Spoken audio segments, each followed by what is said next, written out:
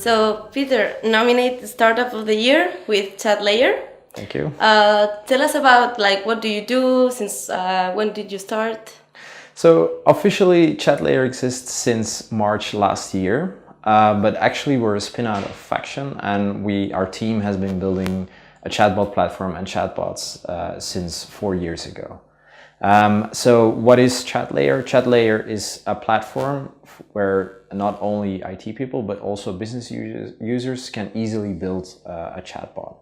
And that chatbot can either, you can either write to it or you can talk to it, and it can integrate with the backend of our customer systems so that it also contains all the necessary business logic.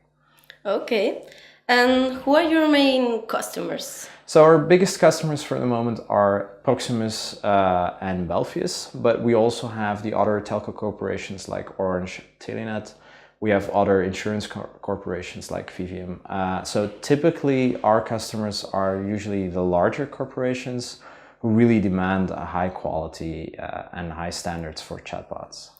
And those are really big companies. So it's because you're offering something unique?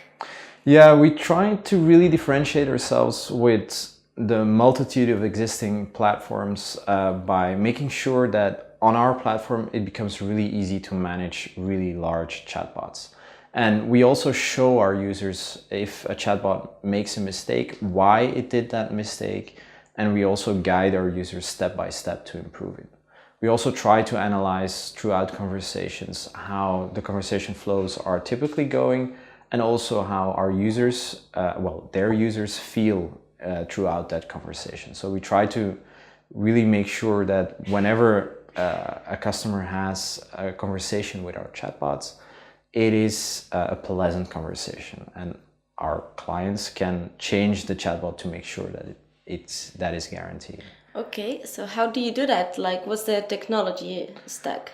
So in our backend, we basically do all the AI ourselves. So we don't use AI from Google or Microsoft because we noticed that that performance is not very good. So we have an NLP system, so natural language processing and natural language understanding system.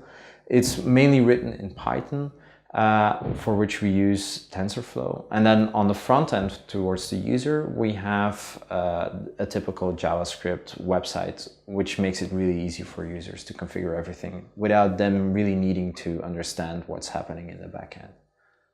So interesting. Thank you. What's your role inside Chatlayer? Yeah, my role is the CTO, and most people think it stands for Chief Technology Officer, and it probably is on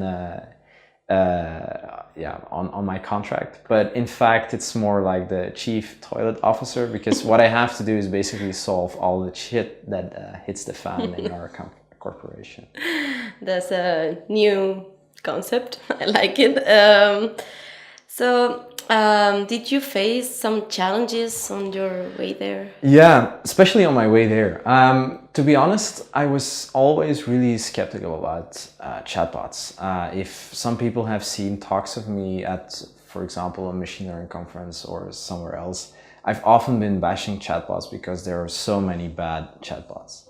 So it took me a while before I took on this role and this job, because I wanted to make sure that whatever company I was joining, that they would really make a difference, that they would be able to guarantee that the chatbots built on that platform made a difference. And that challenge continues today. So we have interesting tools to help our customers out. We have been able to automate a lot of stuff, but obviously we cannot automate everything with AI yet. So what we try to do on top of that is offer services to our clients. So we train our clients how to build a chatbot, how to construct a nice conversational design, but we also analyze their chatbots later on to see if there are mistakes where we can help out. With the end goal always being like all the services that we offer today should be automated with AI at some point. Okay, so knowing all this challenge, what makes you tick? like drives you to continue? Yeah, well, my drive is really, well, it is possible to make a good chatbot at this moment, but you have to know a lot of stuff. With our platform, it becomes easier, but we still need to train our customers. And what makes me tick is moving forward with that, making sure that it becomes really easy for people without any form of IT background to build a chatbot, to make sure that that chatbot understands what you're saying, has a certain context of what's going on, can integrate with the backends of our customers to find the business logic, and that you cannot only write and communicate with the chatbot, but that you can also talk to it. That's why we also started building our own speech-to-text model specifically for Flemish, because it's such a small language and none of the big players are really interested in it. And what else makes me tick is obviously moving forward with that, having a chatbot that requires even less configuration and is more like a human operator in a contact center, where you can explain, like, this is the job you have to do, try to do it as good as possible, and here's all the information, and figure it out yourself. So we try to automate the part of building a chatbot as well.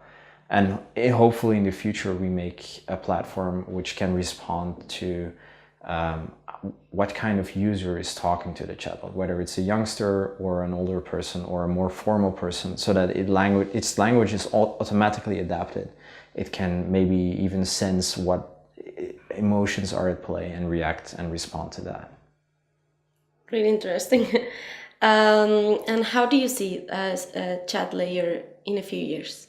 So my real goal is, especially those challenges, making sure that Chatlayer becomes the go-to platform to build high-quality chatbots that offer more than just a robotic conversation, that become delightful to speak or to chat with in the future. Yeah. And do you have any advice, like, for other people in startups, like how to balance your personal life with a startup life? Well, the advice is actually quite simple. You have to really clearly decide what is important and start with the important stuff first. And what is not important, leave it be. And I also try to make some time in the weekend for my family, so for my girlfriend and my kid, to make sure that I spend some time with them. But it's also good because if I have 1 or sometimes 2 days a week where I can reset, after that day I look at the problems from a different perspective, and I can better choose what is important and what's not important. Really good advice. Thank you so much. It's been a pleasure. You're welcome.